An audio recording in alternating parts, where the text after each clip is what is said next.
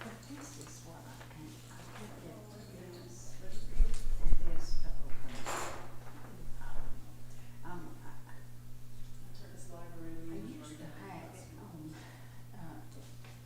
Then you would. it would be on, you could go into, the, I had everything saved. I guess I haven't done it.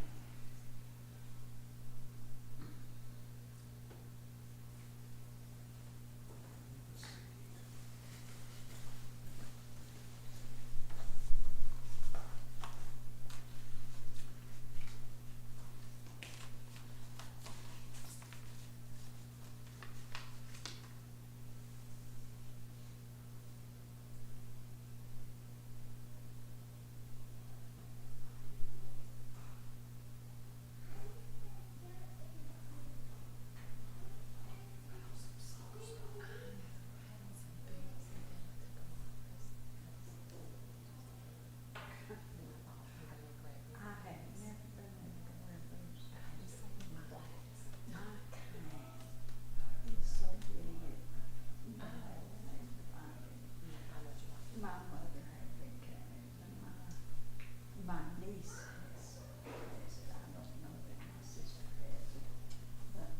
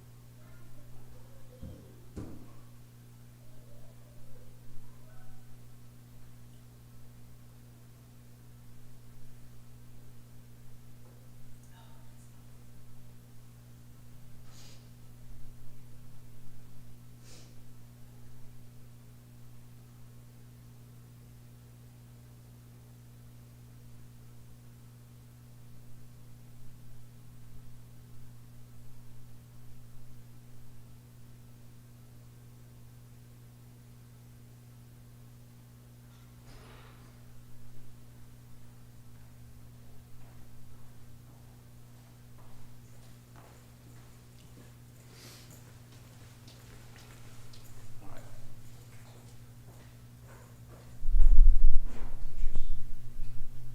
Oh, that's what you were worried about. Got it.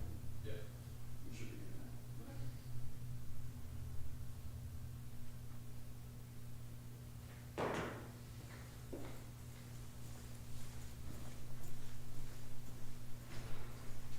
All right, I'm going to get us started.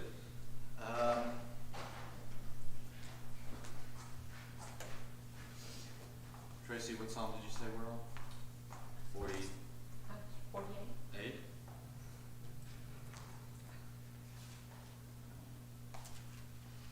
We will start with Psalm 48.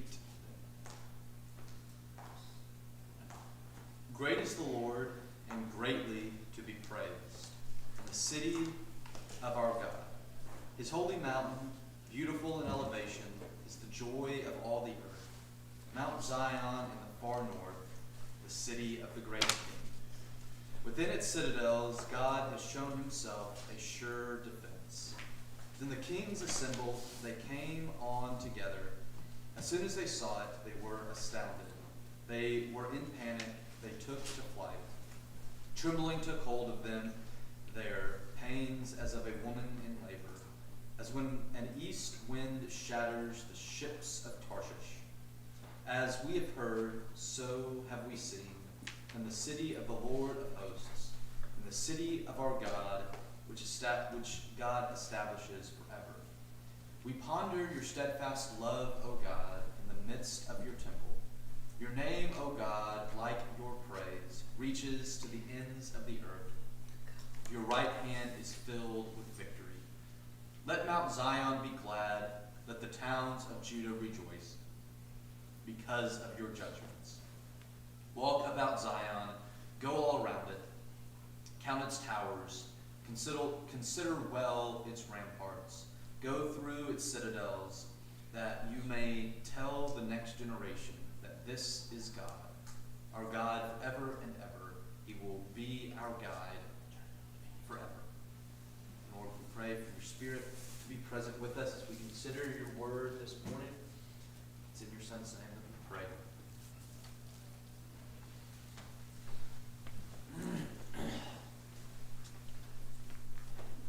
I thought you're staying here so it's not a ladies' class.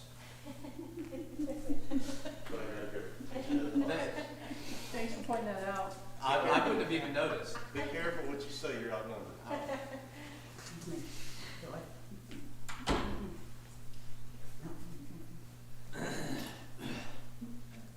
All right. We are going to continue. This is the last part of our series of lessons about how we got the Bible. We started with canonization, which is the question of, we actually started out with inspiration. We defined it, we defined what it means for something to be inspired, right? So how do we know whether or not work, a piece of literature, a writing is inspired by God? So we defined inspiration as God breathed, as that which God uses to give life to his people. And that moved us on to then ask the question, all right, if we know what a book might look like were it to be inspired, what books are inspired? And that was the question of canonization. How did we land on the 66 books of our Bible? Specifically, we spent most of our time talking about the 27 books of the New Testament. And that led us on to what we've been talking about, transmission. So if we know what books are inspired, it does no good if we don't know what those books said. And we don't have any of the original copies of any of the books of the New Testament. What we have is copies of copies of copies. So we talked about the process of how do you compare those copies to arrive at an agreement of what the original inspired book most likely said. That led us to the discussion of missing verses and how, as we progress in our understanding of what the original says, we realize that in the 1600s that mistakes were made, as should be expected, because we've come a long way in our understanding and our access to manuscripts. If you remember, I said that when the first Greek text was produced in the early 1600s, that Erasmus had a handful, 10 manuscripts available to him, and we now have like 5,000. So we have a lot better understanding than we had in the 1600s. And it makes us realize that mistakes were made, things were included that probably shouldn't have been included. And that now moves us to the question of translation. I think that's what the first slide is.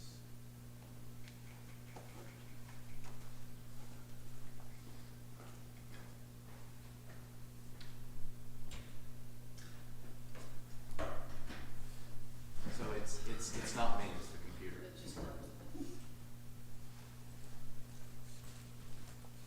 Anyway, the next slide I think just has the word translation on it, so that's not that important for us to see.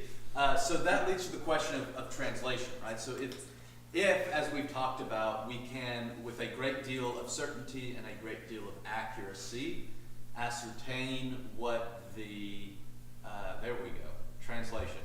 We can ascertain what the original books said, we still have a problem. All the books of the Old Testament were written primarily in Hebrew. The little bit of Aramaic spread throughout there. For example, there are quite a few sections of Daniel that are written in Aramaic and not in Hebrew. And then the New Testament was all written in Greek with, again, a little bit of Aramaic phrases and words in there. The problem being, if we can correctly construct what the original Hebrew books of the Old Testament said and what the original Greek books of the New Testament said, is that most of us don't speak or read Hebrew or Greek. So it doesn't do us very much good if we want to know what the book said if we can't actually read the books because we speak a different language. And so enter the last phase to how we get our Bibles is translation. The Hebrew works of the Old Testament have to be translated into English. The Greek works of the New Testament have to be translated into English. So we're going to talk about a little bit about the process of translation. What are translators doing when they are in the process of translation? And that'll give us a foundation to we'll actually conclude by talking about most modern translations that are in circulation. We'll kind of talk about them individually, their approach to translation, because there's more than one way to approach translation, and there's not a right way and a wrong way. There's just, you have to pick a way, if that makes sense. You can't do it in every way, and there's more than one right way to do it. But each way has its positives and its negatives, its strengths and its weaknesses. So in talking about different modern translations, we'll get an understanding of not only their approach, but their strengths and their weaknesses, which will come back to one thing that I'm going to say over and over and over again, is because of all that, my recommendation is, when you're studying, is always to use multiple translations. So the best thing to do is actually to use translations that approach it differently. So if you have a couple of different translations that approach translation in different ways, you're going to get the kind of full experience, if you will, of how a text can be translated, which kind of deepens, I think, our understanding of a particular text, and we'll see that as we move on. But a couple things to consider as we think about translation. I like this quote. We live in a society where the average person changes their place of residence every 5 or 6 years, buys a different car about every 4 years, and changes jobs about 5 times during their lifetime, and yet we are reluctant to change our Bible translation. We understand that things progress and change, right? So we trade in, right? We trade in the car, we trade in the house. This quote is a little bit older, but now we can talk about technology, right? We trade in our phones, we trade in our computers about as often as we trade in the average person trades in their vehicle, if not more often. I mean, some people trade in a phone every single year because we understand that things progress. And the phone this year is better than the phone last year. And that things also wear out and have to be upgraded, right? Even if you live in the same house for your entire life, you do upgrades to it, right? Something breaks, something has to be changed. Your air conditioners, heat pumps, all that has to be changed out ever so often. Water heaters have to be changed out. Roofs have to be changed. Just the daily maintenance. And I like that point when we think about Bible translations, because I mentioned it's the same. Right? We've progressed not only since 1611, when the King James, the first English translation, came out, but we continue to progress. We continue to understand even better what not only what the original text said, but what the words mean. So one way that you understand the meaning of a Greek word or a Greek phrase is that we understand Greek better today than we did 20 years ago or 50 years ago or 100 years ago.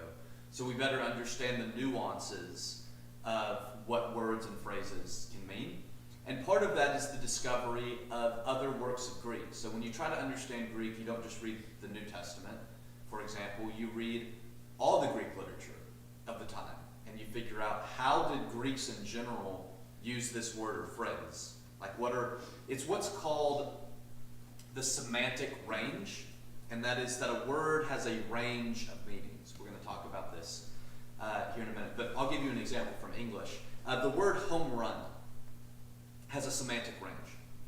A home run can mean that some people are playing baseball and a ball is hit over the fence. It's a home run. You could be putting together a project at work and you could call the project a home run. It doesn't mean that your team hit a ball over a fence. It means that they did a very good job at putting together the project, or that the project had its intended outcome, or it got the client, or whatever the project's for. In English, you also have sarcasm.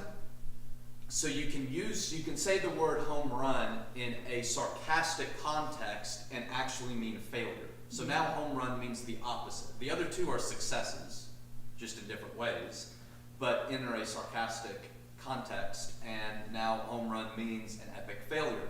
You tell someone, man, you really hit a home run, and you mean, man, you really did a poor job at whatever it is that you're doing. So that's what's meant by semantic range. Home run can mean any of those three things, and the context has to determine that. So now think about English speakers who aren't native Greek speakers, and we're trying to figure out, or let's say that you speak another language. So it's 5,000 years from now, and everybody speaks some new language. Pick one. Let's just say we all speak Chinese. And English is now a dead language. And people are they have these English documents, and they're trying to figure out what the word home run means. And but there's no record of baseball. It's been lost. Nobody knows that baseball was ever a sport. It's greatly going to hinder your understanding of home run. You might see it as, oh, it just means success, and you have no idea that develops from the idea of a baseball game. But then one day, you discover a document about the rules of baseball. It completely changes the way that you understand this word now. And now you have to go back and reinterpret all the documents that you had that use the word home run in it, if that makes sense. And that's what we do with Greek and Hebrew. As we discover more, as we study more, we better understand the semantic range of words, which means we better understand what the authors meant when they were writing, which is why I've mentioned this before. Most modern translations receive an update every 5 to 10 years, and there's not drastic changes, but it's just little updates. We now understand this better, we now understand that better. So it's a word here, it's a phrase there. You wouldn't notice that big of a difference if you compared the two, but they continue to update. 2011, I think was the last time the NIV was updated. The ESV was updated, I want to say about 8 years ago.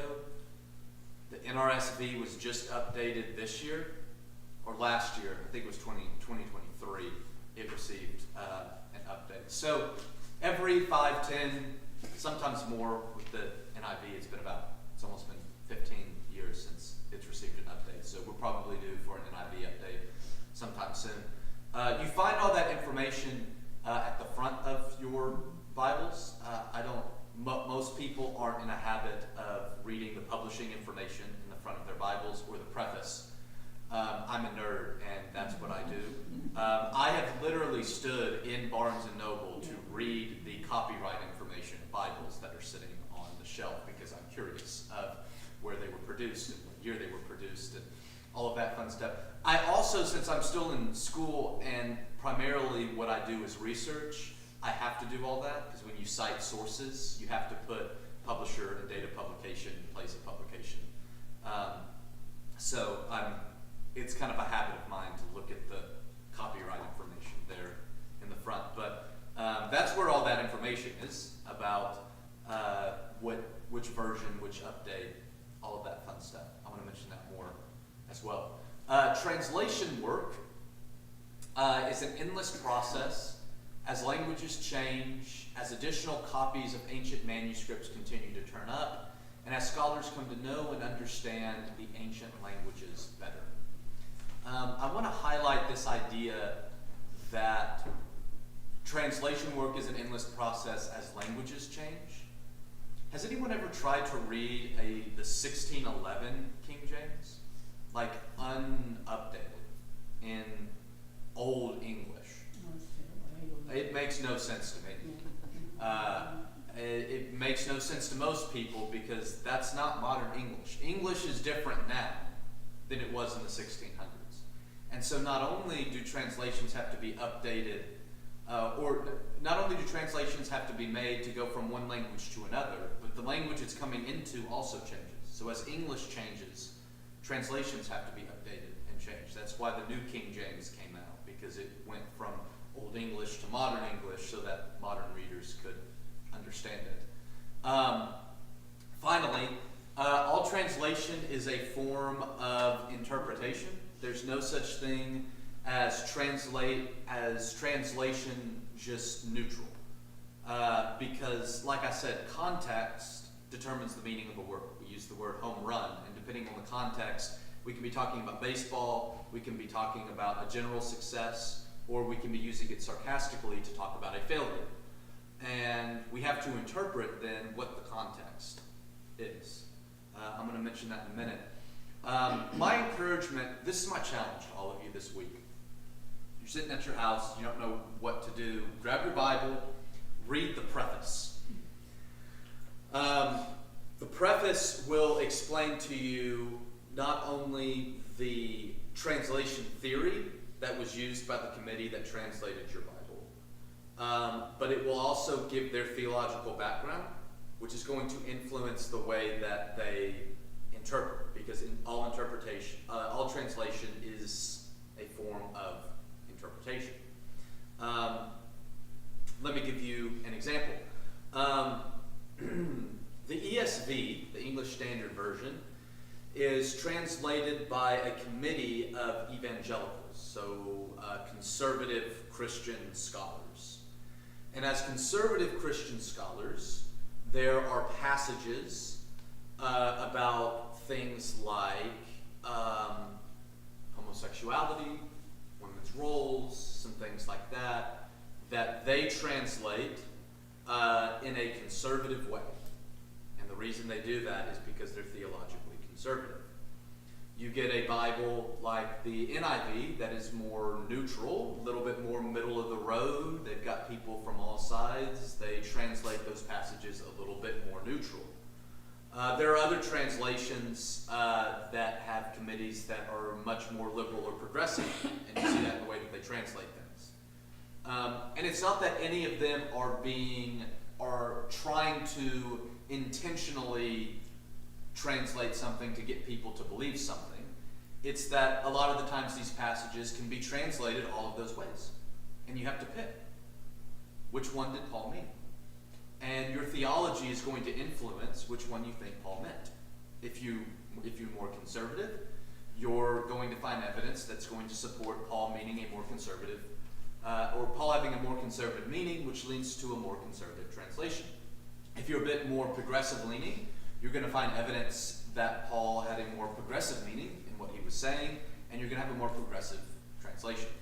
It's not that any of them are right or wrong, it's that you can make a solid argument that it could be translated any of those ways. Which goes back to my point of why it's good for us to read multiple translations, right? Because if a passage can be translated more than one way, and we want to know what that passage means, it's good for us to know the multiple ways in which it can be translated, and not merely be influenced one way or another by one particular translation, because, again, all translation is interpretation.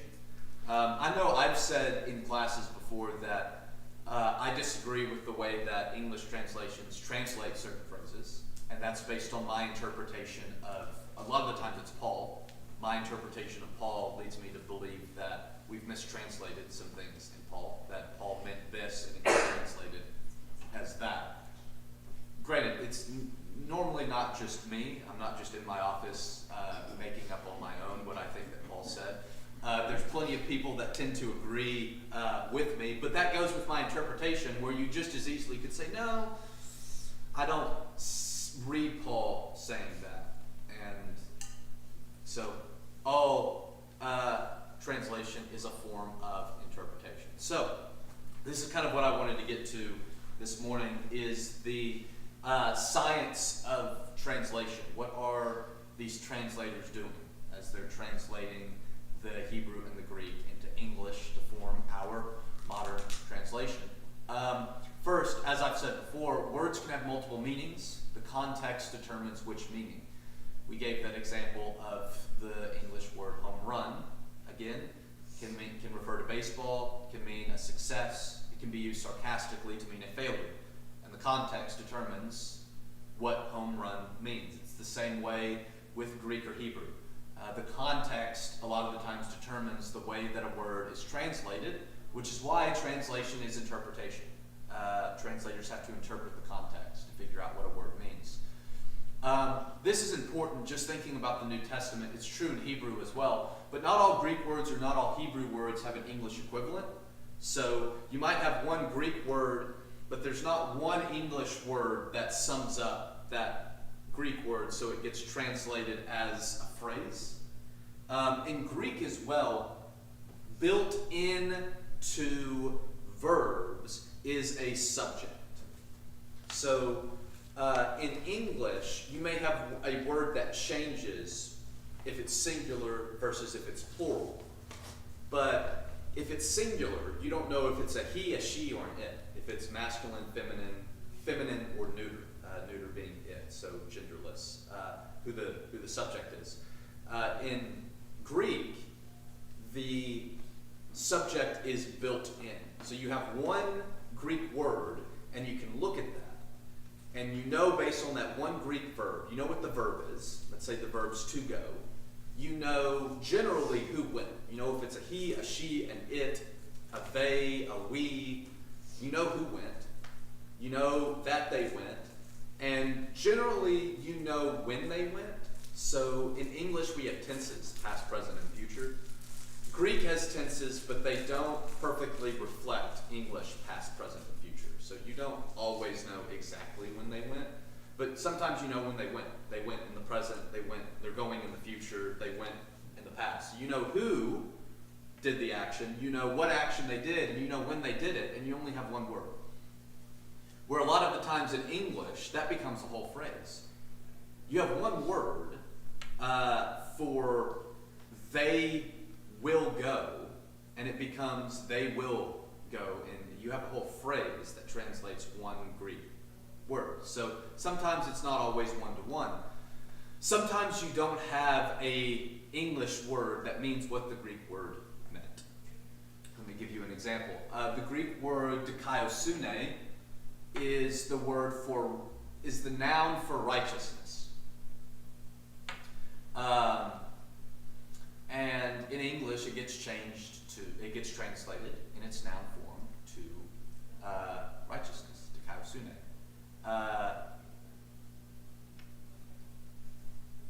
The verb form is dikaiao, which there is no verb for righteous. You don't righteous somebody. Somebody wasn't righteous. Right? Righteous is not a verb. So it gets translated as justification. You justify someone. Someone can be justified. And so in our English Bibles, when you see the word righteousness, or you see the word justification, or any form of those words, it's the exact same Greek word. The problem just is we don't have a verb form of righteous, so we had to change the word, which sometimes causes us as English readers confusion, because we assume that they're two different things, or that Paul means two different things. And that's just not the case. Sometimes pistis is faith, but faith can mean faith can mean trust, faith can mean allegiance, faith can mean a whole, semantic range. It can mean a whole variety of things.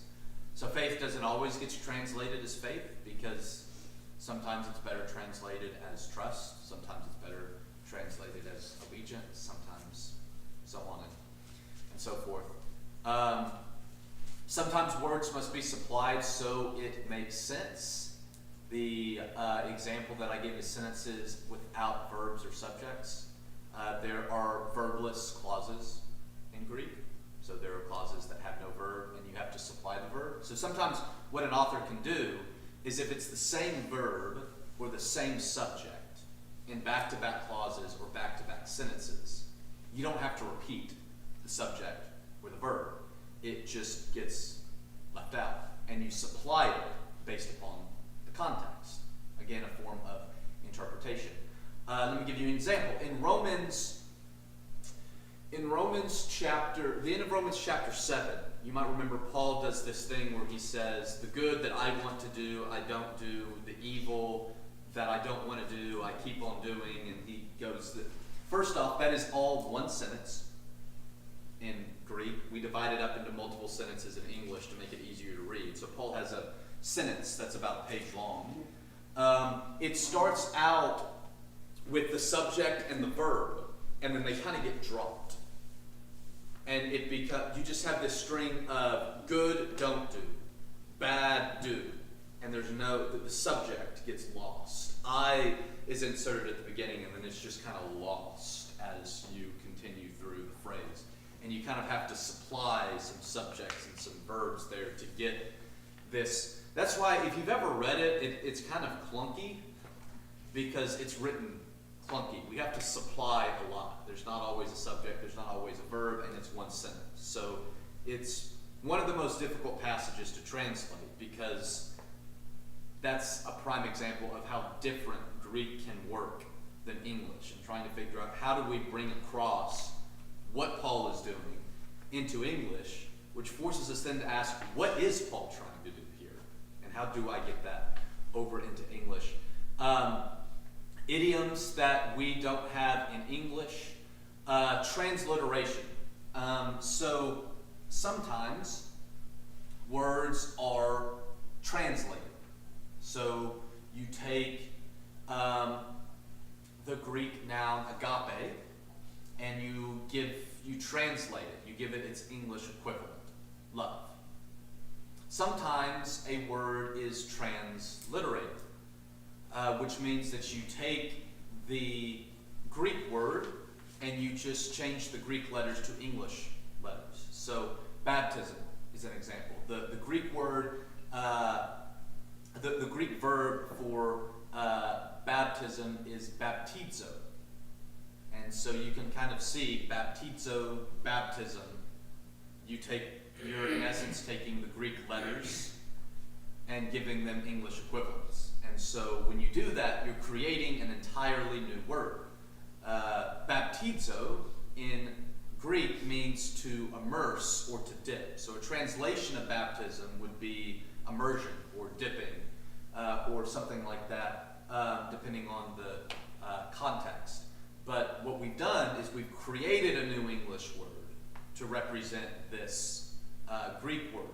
The problem with that is sometimes the English word comes to mean something that was not within the semantic range of the Greek word. So, for example, baptism in some Christian traditions today has a meaning of sprinkling, for example, which is not within the semantic range of baptizo. Baptizo did not mean that in ancient Greek. It was never used that way. But the transliterated word in English has come to, in some traditions, mean something that the original Greek word might not have meant. So you have transliteration. You have the difference between connotation and denotation. So denotation is the dictionary definition. Connotation is what it means in popular usage. So let me give you an example of this. I'm going to talk about this morning. The word debate in its denotation is really just a discussion of opposing views, where opposing sides lay out arguments and they're discussing a topic from opposite sides. I would argue that today the connotation of that word, it means the same, but it now has a negative connotation. Right? We think of people yelling on TV at each other. That's what a lot of people, when you think of debate, you think of somebody yelling because of opposing views on TV. Right? So think about when you're trying to translate that word. Right? So you have the dictionary definition, which is neutral. But you have a word that might have a connotation that's negative. And when you're translating that, you want to get that across, that when Paul uses this word, his audience would have heard it in a negative sense, not in a positive way. So maybe, perhaps, you have a Greek word that means debate, but the connotation in the first century we know was negative, like you didn't want to do that. So maybe you translate it not as debate, but as argument. Because in English, we get the idea, okay, that's a bad thing, right? You don't want to argue. That has a negative connotation in English, just like the Greek word may have a negative connotation in its Greek context, which, again, that goes back to the idea of interpretation. You have to figure out how is Paul using this word, how is his audience use the word, which means that people who translate have to have a very, very in-depth knowledge of the culture, because culture is what gives meaning to words. And I'm not sure if you've ever thought about that. I don't want to go too in-depth into the way that language works, but without a culture that defines words, we're just making sounds that mean nothing. The reason a word means something is we have all come to agree that's what the word means. And when you get conversations where people misunderstand each other, it's because we thought we had a common agreement on what this word means, and it turns out we don't. I'm defining it this way, you're defining it that way. And you get miscommunication because we're not defining words the same way. But without a culture that gives meaning to words, we're just making meaningless sounds. And that goes, again, back to the point with the 1611 King James in Old English isn't going to be very useful for most modern readers because we don't understand Old English. And Old English uses words that meant one thing in the 1600s and might mean something completely different today. And even within the same culture and the same language, the meaning of words changes. And so you get the upgrading of translations. And then you have the fact that Paul makes up some words, which becomes difficult to figure out what Paul means because he makes stuff up. So there's a challenge there. Greek also takes a different word order. So you think about trying to get an emphasis across in Greek. So in English, we've got subject and verb. Generally, if you have an adjective, so a word that modifies a noun, it comes before. Red truck, green shirt, so on and so forth.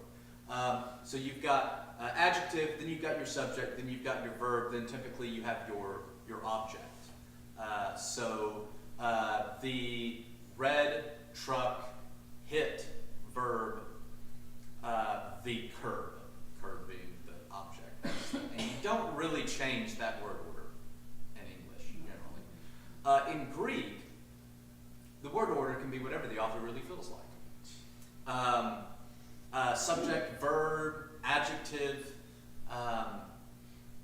objects can show up wherever you want them to in the sentence, and I won't go into detail about. There's ways that they can connect these together so you know what's modifying what and what goes with what and so on and so forth. But the point that I want to get across is the position at the beginning and the end of a clause are the positions of prominence. So you move a word to the beginning or you move a word to the end to emphasize it. We don't do that in English. And so you think of the difficulty of trying to get that across, which we can't always do. How do you get across this simple sentence, the red truck hit the curb, but the author wants to emphasize that it was the curb that was hit, and so moves curb to the beginning of the sentence. And how do you you probably can't. I don't know how you would emphasize that the author is, unless we started bolding things, right? You could bold curb and bring attention to, but the curb is important to the author. That's what is hit. Or maybe the author wants to emphasize that it was the red truck, not the blue truck, not the green truck, not the orange, but it was the red truck that hit the curb. And so red truck gets put at a place of prominence. It gets put at the beginning. Or maybe the author decides, I'm going to draw the reader's attention to it, so they might expect it at the beginning, and I'm going to move it to the end. Right? Sometimes they'll do that so that you're reading and you notice, this is a different word order than I'm used to.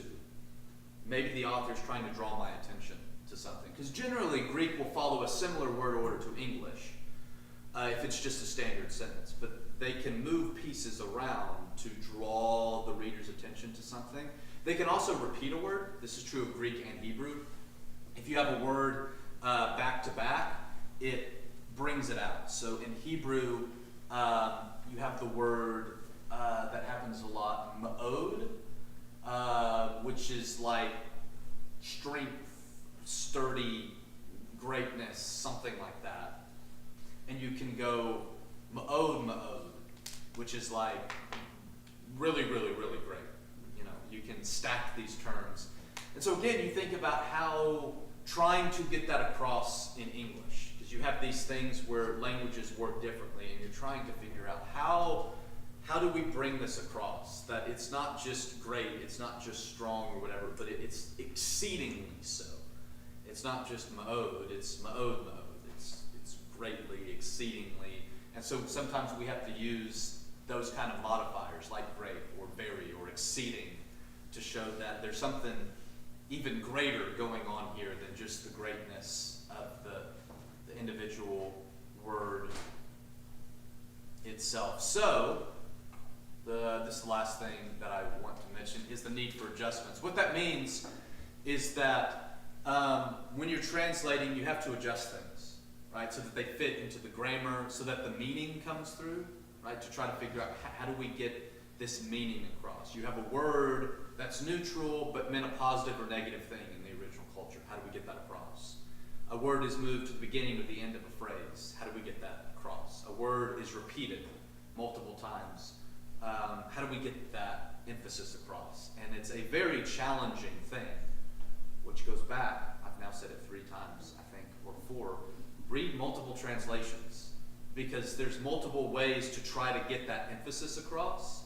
And sometimes what it takes is reading multiple different committees' way of trying to get that meaning across for it to click with, oh, that's what Paul was trying to, like I compare the way the NIV and the ESV and the New King James may be translated, and it starts to click for me. Oh, I get the emphasis that Paul's trying to get across, or that Moses is trying to get across, or whatever I'm reading, because I can bring all 3 of these translations together, and it begins to make a little bit more sense. Naturalness, right? We don't want to read something clunky, right? That's not easy for us to. And think about this, for most Christians, the only time they hear the Bible is when they go to church, and it's being read to them. A clunky phrase is hard enough to read. It's almost impossible to understand auditorily.